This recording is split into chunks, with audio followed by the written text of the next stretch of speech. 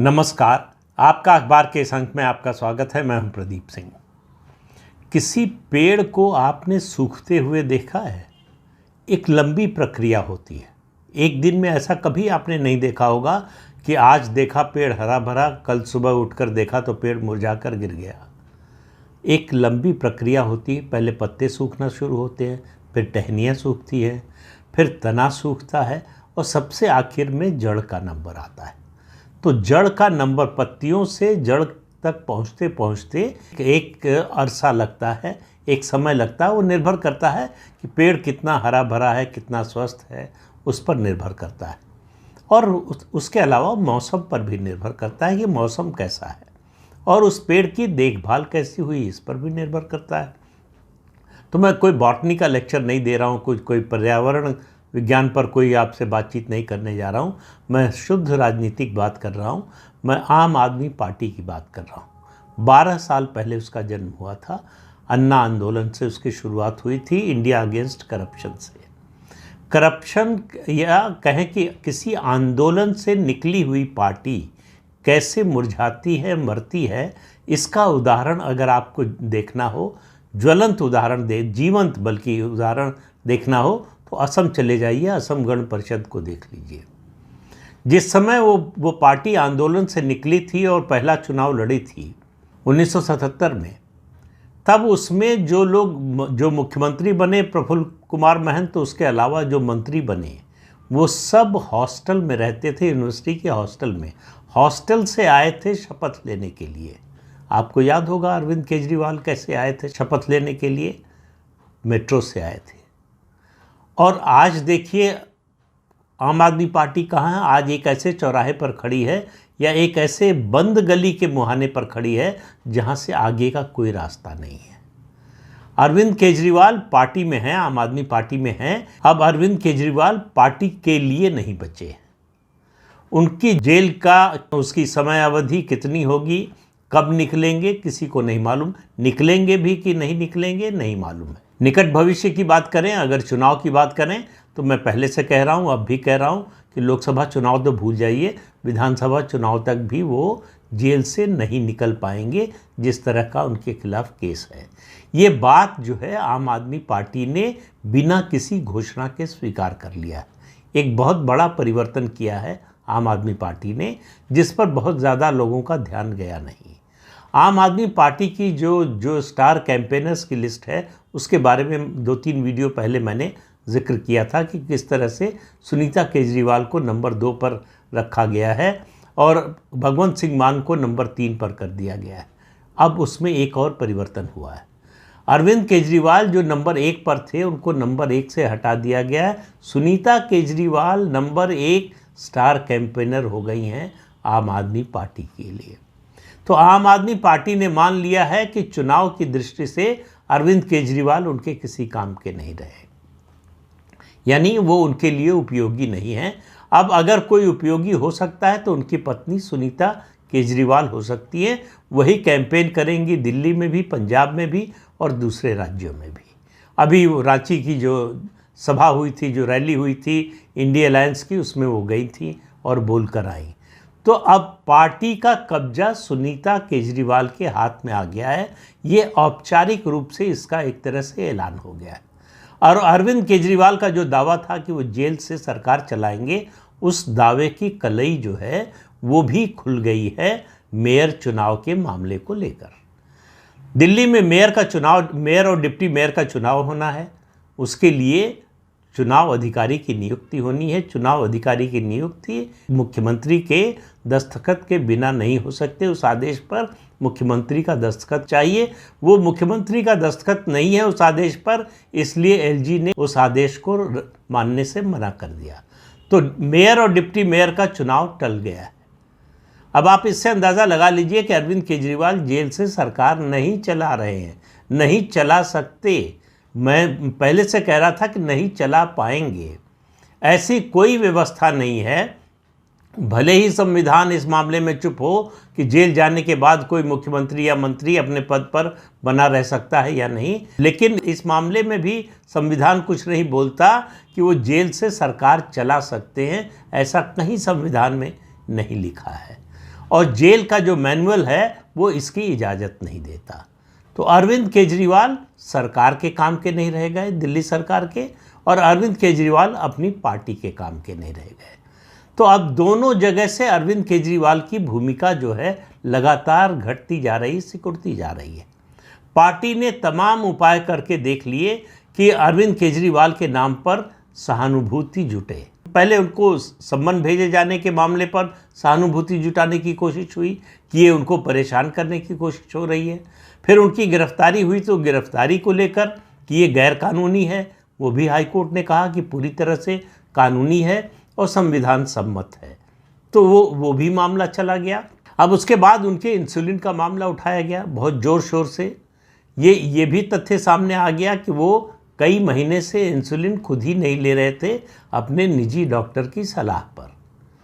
और अब जो है एम्स के डॉक्टर्स ने उनको सलाह दी है, उनका शुगर का लेवल जिस तरह से बढ़ रहा है उसको देखते हुए सलाह दी है कि वो इंसुलिन ले सकते हैं 50 यूनिट 25-25 यूनिट 2 बार में करके। तो इंसुलिन का मुद्दा भी सेटल हो गया। अब उस पर भी सहानुभूति मिलने की कोई उम्मीद नहीं है, पहले भी नहीं थी। जनमत संग्रह कराया जा रहा था जब उनके जेल जाने की नौबत थी, तब कि जो है जेल से सरकार चलाएं या नहीं चलाएं, जो भी उसका नतीजा आया हो, जेल से तो सरकार नहीं चल रही है। उसके अलावा जो है वो उनकी सहानुभूति में एक आंदोलन चलाने की कोशिश हुई जो कभी शुरू ही नहीं हो पाया। हालत पार्टी में ये है, मैंने पिछले वीडियो में बताया था कि कैसे 10 में से 7 जो राज्यसभा सदस्य हैं वो किसी तरह के विरोध प्रदर्शन में शामिल होने को तैयार नहीं है। उन्होंने एक तरह से पार्टी से दूरी बना ली है। अब ऐसी जब परिस्थिति आती है तो तरह तरह की अफवाहें उड़ती हैं। एक अफवाह ये है कि ये 7 राज्यसभा सदस्य जो हैं वो पार्टी छोड़ने वाले हैं। सबसे ज़्यादा अफवाह अगर किसी को लेकर चल रही है इस समय तो राघव चड्ढा को लेकर। 2 तरह की अफवाहें हैं, ये खबर नहीं है, मैं आपको पहले स्पष्ट कर दूं। एक ये है कि वो पार्टी छोड़ रहे हैं और दूसरी खबर ये है कि वो किसी एक देश में जिसके भारत से आजकल बहुत अच्छे संबंध नहीं हैं वहाँ पॉलिटिकल एसाइलम के लिए अप्लाई कर सकते हैं। वो करेंगे कि नहीं, इसमें कितनी सच्चाई है ये पता नहीं है।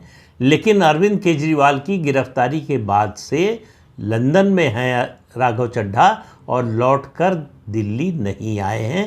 ये बिल्कुल तथ्य है, सत्य है। इसमें कोई अफवाह की या किसी तरह के संदेह की गुंजाइश नहीं है। उसके अलावा उनके रिश्तेदार, शायद उनकी साली हैं कहा जाता है, अब वो सगी हैं, चचेरी है, क्या है मालूम नहीं है, स्वाति मालीवाल, वो कहाँ हैं किसी को पता नहीं। बताया गया कि अमेरिका में है। उनका एक सोशल मीडिया पर बयान आया था कि उनकी बहन अमेरिका में रहती हैं, उनकी तबीयत ख़राब है, उनके स्वास्थ्य की देखभाल के लिए उनको अमेरिका में रहना पड़ रहा है।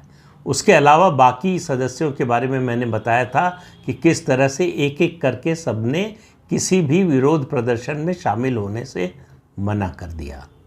तो अगर पार्टी के अंदर ये स्थिति हो अपने सर्वोच्च नेता की गिरफ्तारी पर, तो आप समझ लीजिए पत्तियां सूख चुकी हैं, टहनियां सूख रही हैं, अब तने के सूखने की बारी आने वाली है। जिस तरह से आम आदमी पार्टी चल रही है उससे एक बात बड़ी साफ नज़र आ रही है कि अरविंद केजरीवाल की छवि अब पार्टी के लिए जो एक समय असेट हुआ करती थी, सबसे बड़ी उसकी यूएसपी हुआ करती थी, उनकी ईमानदार की छवि, वो उन पर लगे भ्रष्टाचार के घोटाले के आरोप के बाद वो छवि अब लाइबिलिटी बन चुकी है।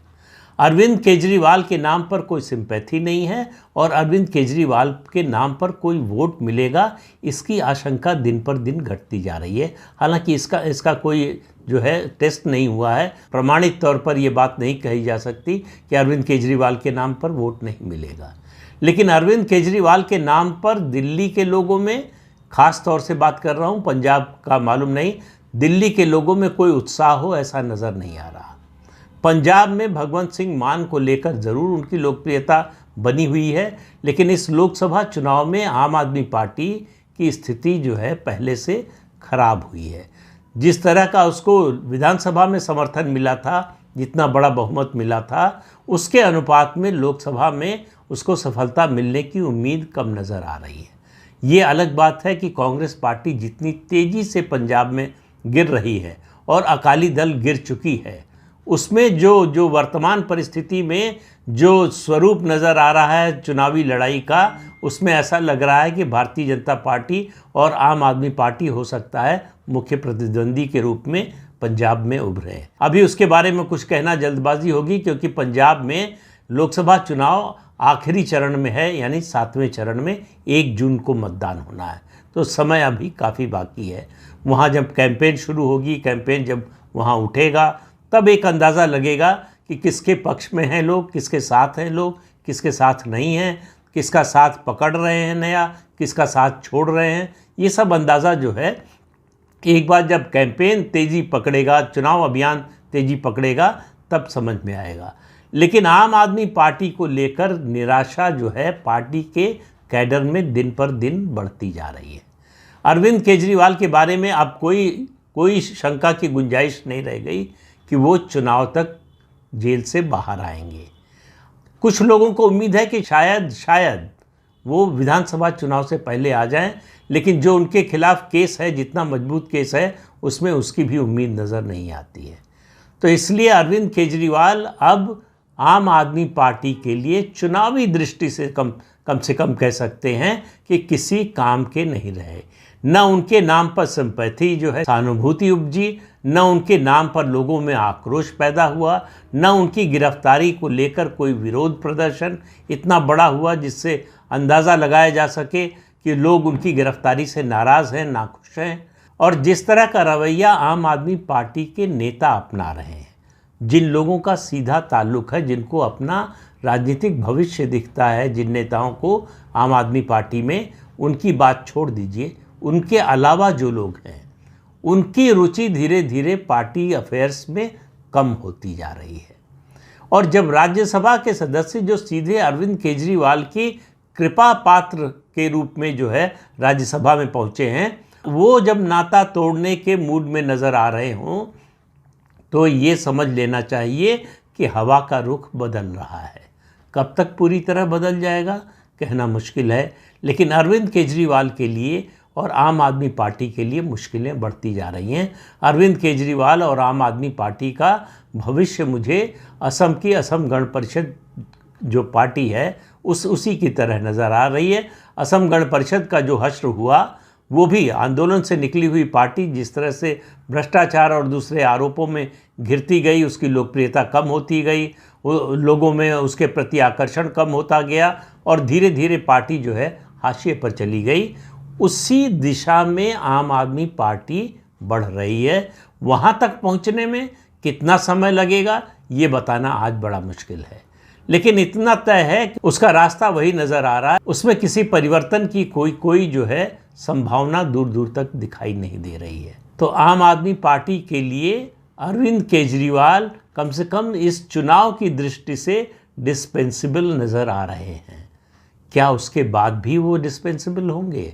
जितनी आसानी से उनको हटाकर सुनीता केजरीवाल को स्टार कैंपेनर नंबर 1 बनाया गया है, आगे उनका क्या भविष्य होगा इसका अंदाज़ा लगा सकते हैं आप। तो इस अंक में इतना ही, अगले अंक में फिर मिलेंगे किसी नए मुद्दे के साथ। तब तक के लिए अनुमति दीजिए। आपसे अनुरोध है कि ये चैनल देखिए, शेयर कीजिए, लाइक कीजिए और सब्सक्राइब ज़रूर कीजिए। नमस्कार।